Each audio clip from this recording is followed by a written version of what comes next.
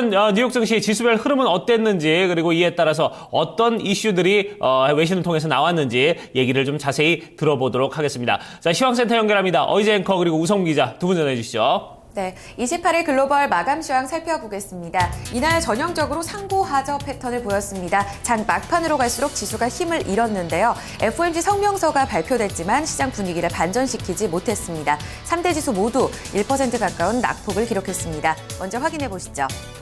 다우지수와 S&P 500 지수는 1% 이상의 낙폭을 기록했습니다. 나스닥 지수 0.93% 밀리면서 거래 마쳤습니다.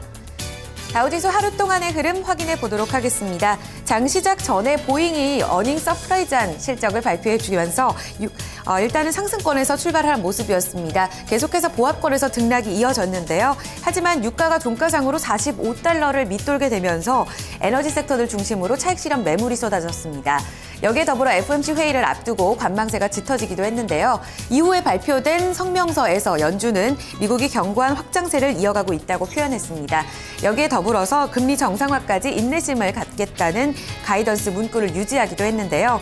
해석이 다소 분분하게는 나오고 있습니다. 하지만 시장의 분위기를 반전시키지 못했습니다. 오히려 유가 하락으로 인해서 에너지 섹터들 크게 좀 밀리면서 하락권으로 전환이 이어졌었고 장 막판으로 갈수록 저점을 낮췄습니다. 1.13% 밀리면서 17,200포인트 선을 하회하며 거래 마쳤습니다. S&P 500 지수도 비슷한 양상 흐름 보였습니다. 상승권에서 출발했지만 성명서 발표 이후 그리고 유가의 낙폭으로 인해서 에너지 섹터들 중심으로 매물이 크게 출회되는 모습이었습니다. 또한 그리스와 유럽 연합 채권국들의 협상이 대립되는 모습 나타나면서 우려감도 커졌습니다.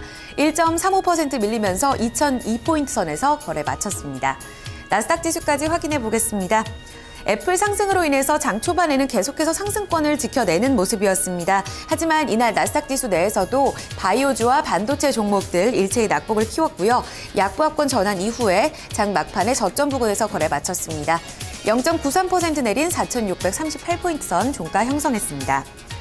보잉과 애플 등 호실적주로 인해서 이날 3대 지수 모두 상승권에서 출발했지만 유가 하락으로 인한 에너지주들의 낙폭 그리고 그리스발 우려감으로 인해서 하락권에서 거래 마쳤습니다. 뉴욕 증시에 영향 줬던 이슈들 다시 한번 외신 통해 짚어봅니다. 우성문 기자. 네, 간밤 뉴욕 증시에 영향 미쳤던 소식들 외신 통해 함께 살펴보겠습니다. 앞서 들으신 것처럼 이날 연방준비제도의 FOMC 회의 결과가 발표가 됐는데요. 예상대로 커다란 이슈는 없었던 가운데 연준이 인내심을 갖겠다는 기존의 입장을 되풀이했습니다. 이 소식 CNBC 통해 좀 더 자세히 살펴보시죠. Fed will remain patient, upgrades economy. 현지 시간으로 어제 CNBC에 따르면 미국 연방준비제도는 이틀간의 FOMC 회의를 마치고 성명을 발표했는데요. 성명에서 연준은 통화정책 정상화를 시작하는 데 인내심을 가질 수 있을 것이라고 판단한다며 이 기존의 입장을 다시 한번 되풀이했습니다. 또 한 가지 눈에 띄는 모습은요.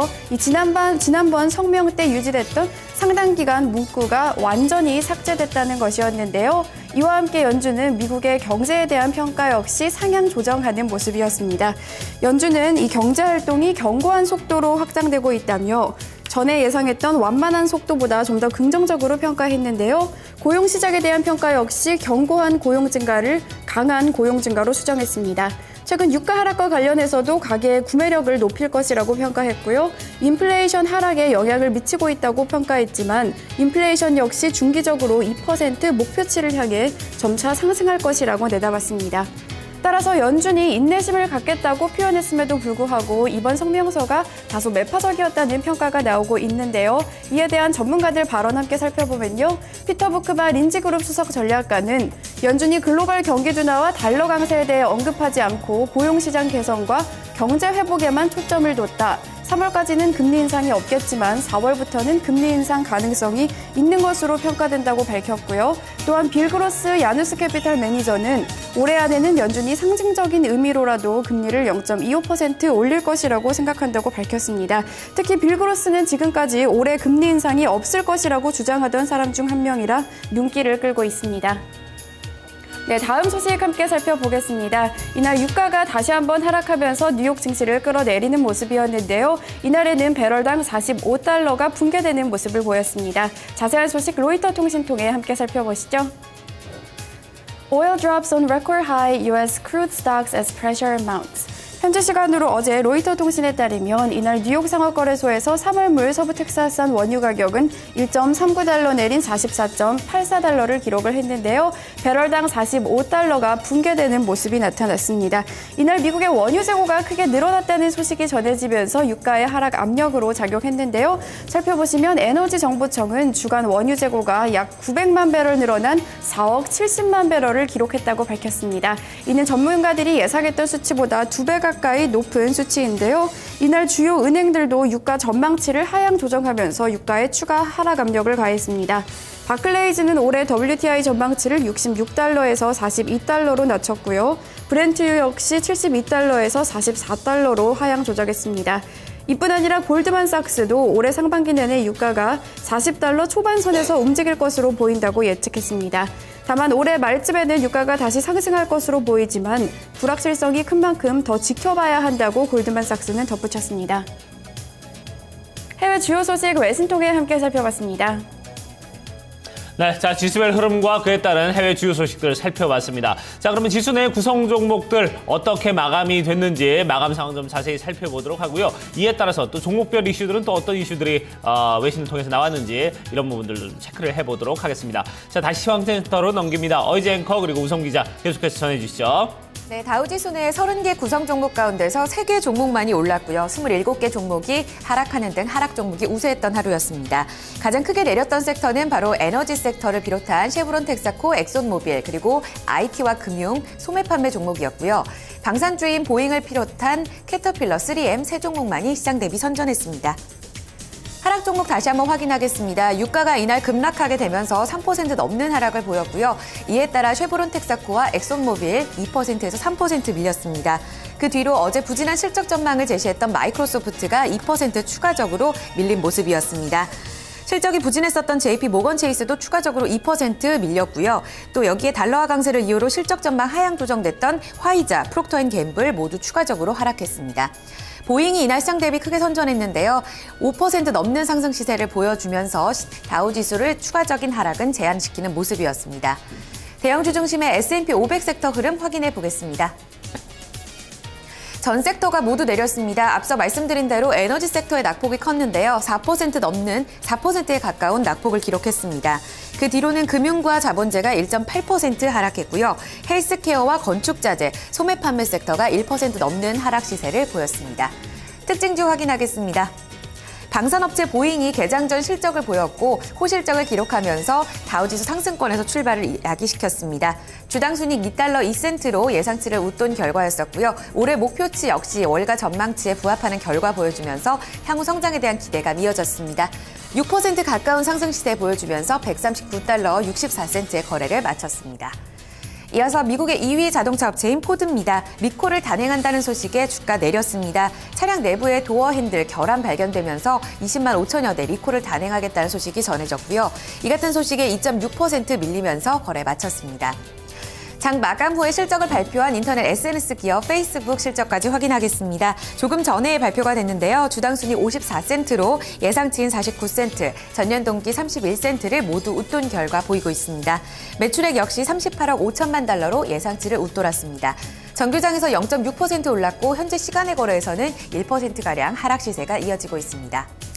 이처럼 호실적주들의 선전에도 불구하고 에너지 섹터들의 하락으로 인해서 하락 종목이 조금 더 우세했던 분위기가 이어졌습니다. 특징주 다시 한번 외신 통해 짚어보겠습니다. 우성문 기자 살펴주시죠. 네, 종목 주요 소식 외신 통해 함께 살펴보겠습니다. 앞서 들으신 것처럼 이날 미국의 거대 방산업체 보잉이 어닝 서프라이즈를 기록하면서 장 초반 뉴욕 증시를 끌어올리기도 했었는데요. 자세한 소식 USA Today 통해 함께 살펴보시죠. Boeing bids 4Q expectations post record sales. 현지 시간으로 어제 USA Today에 따르면 보잉은 4분기 핵심 영업이익이 지난해 같은 기간보다 23%나 증가한 2.31달러를 기록했다고 밝혔습니다. 같은 기간 발표된 매출도 우수했는데요. 4분기 매출 245억 달러를 기록하면서 예상치였던 239억 3천만 달러를 상회하는 모습을 보였습니다.